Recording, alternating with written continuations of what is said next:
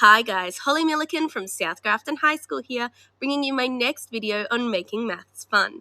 Now in this video I am going to take you through 3 different activities on how to engage your students in learning statistics. Now statistics is one of those really great topics where you can incorporate a lot of real world examples and really get your students engaged in the reality of statistics and where statistics will actually be found in their everyday lives after school. Now, what I find with this topic is that we do have to be careful not to fall into, the standard height versus weight or, the standard slightly boring example. So we do need to find ways to still engage our students and make the examples we're using when teaching this topic exciting and different. So that's what I try and explore through one of my activities that I'll take you guys through today. The other 2 activities are ones I have made myself, and they're really good for fast finishes or finishing off a lesson as well. They can, of course, be expanded to take up more of a lesson if needed. They are very flexible resources. Let's check it out.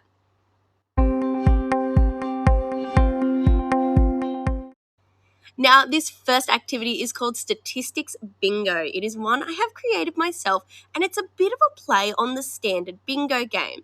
So rather than have students remain in their seats and cross off the answers on their bingo sheet, as I call them out up the front, this activity gets students up and out of their seats and hunting around the room to find the data set which satisfies each of the bingo squares on their sheets.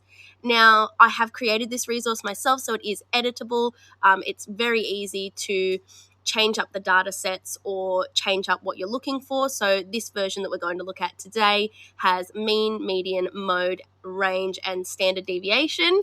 But it's really easy for different levels to take out things like standard deviation or add other things in or more complex data sets in as well. So what I do with the data sets, I print them out and I sticky tape them up around the room, and depending on the level of class, I'll either say, each data set can only satisfy one of the squares on your paper, or each data set can satisfy up to 2 squares or up to 3 squares or however many you like.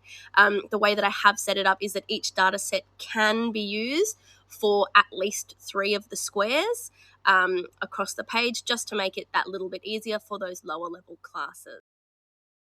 So this is what this resource looks like. Now with this first page here being what students complete and this second page being the data sets. I will usually cut this second page up and hide the different data sets around the room. Students will then grab a mini whiteboard or a spare sheet of paper for working as they work their way through these data sets. Now, this activity does require a level of flexibility and critical thinking to decide what to calculate for each set of data. Now, this resource is always a hit in my classroom. It gets students up, out of their seats, moving around the classroom and chasing down those data sets that they need. The students really seem to enjoy this alternate approach to playing bingo, and it's always a bit of a competition where they are hunting to be the first ones to be able to yell bingo. To extend this activity, rather than having students just cross off one line of scores, you could have them get full house. For a lower ability class, I would maybe have the students work in pairs, but there's lots of different ways that this resource can be used, and it's really easy and really flexible, so it can be used in different topics as well.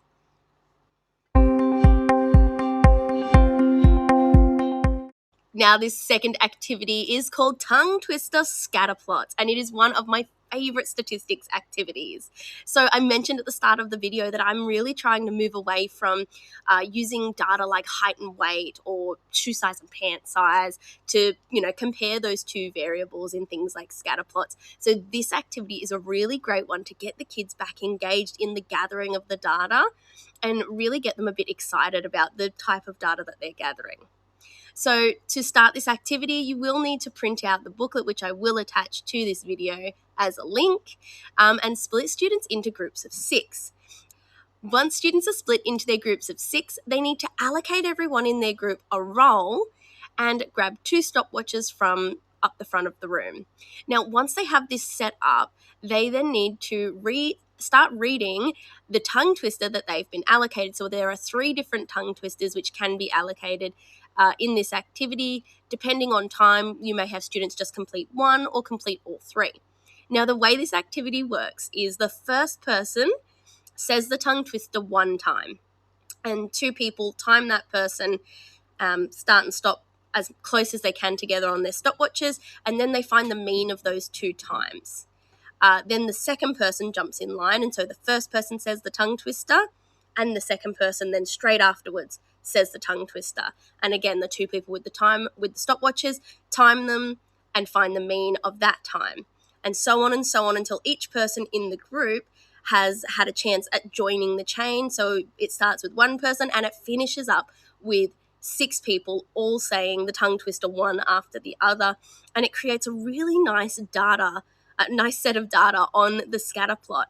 And it's a really good way to bring students into this idea of, well, why is that one an outlier? Why did that data point jump up so much from the previous ones? And it gives them this real view and this real understanding of the differences in data. So, they might say, oh, well, we've got an outlier here because Bobby Joe messed up his and stumbled over his words, and so instead of taking him 3 seconds to say the tongue twister, it took him 13 because he was stumbling over his words.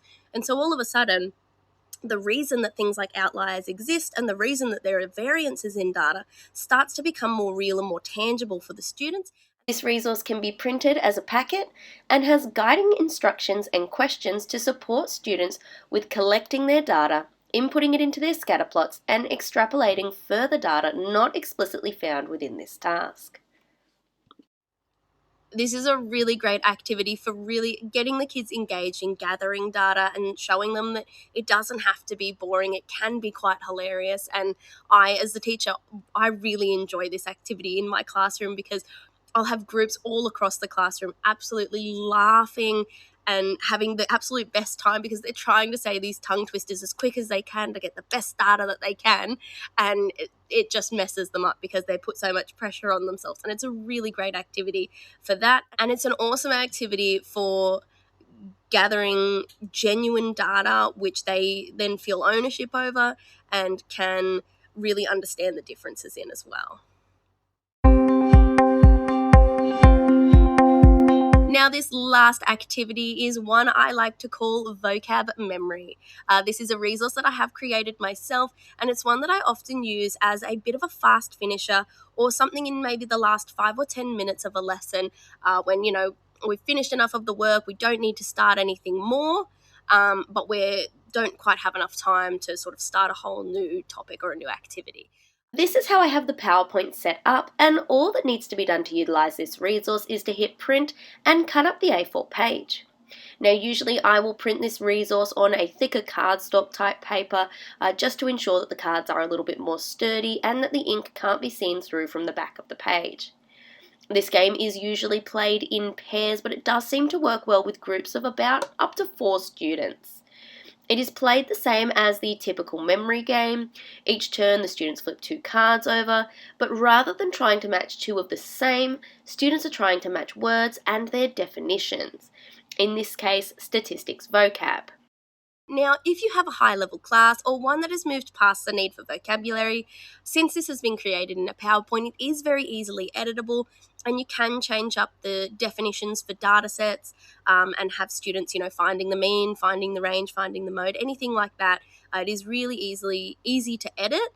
And it even could be edited across topics as well. And I just find this a really great activity to keep students engaged in something mathematical rather than, just having them sit around at the end of the lesson. So really keeping them engaged in an activity that doesn't require a whole bunch of resources and doesn't make a whole bunch of mess either. So it's really good for the end of the lesson.